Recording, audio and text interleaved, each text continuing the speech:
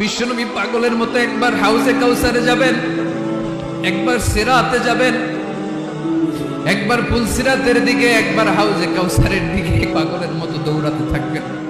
তার কোনো গুনাহগার উম্মত যাতে জাহান্নামে ঢুকে না যায়, সেদিন কেউ সুপারিশ করতে পারবে না বিশ্বনবী ছাড়া।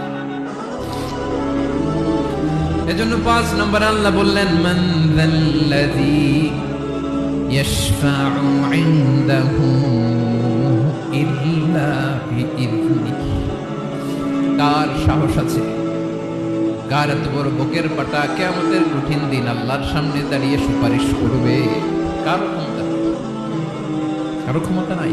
বিশ্বনবী সেদিন সিজদায় পড়ে উম্মতের জন্য কাঁদবেন, সবাই কাঁদবে, নফসি নফসি, আল্লাহ আমারে বাঁচাও, আল্লাহ আমারে বাঁচাও। বিশ্বনবী বলবেন, উম্মতি উম্মতি। বিশ্বনবী আমার জন্য কাঁদবেন, আপনার জন্য কাঁদবেন, আমাদের জন্য সেদিন কেঁদে কেঁদে জাহান্নামের দরজায় দাঁড়িয়ে আমাদেরকে টেনে টেনে জান্নাতে ঢুকাবেন। এজন্য এই বিশ্বনবীর ভালোবাসা যেন আমাদের হৃদয়ে ভরপুর থাকে। আমার ভাইয়েরা, প্রতি শুক্রবার বিশ্বনবীর উপরে বেশি বেশি যেন আমরা দুরূদ পড়ি। আমরা যখন বিশ্বনবীর সালাম দেই, দুরূদ পড়ি,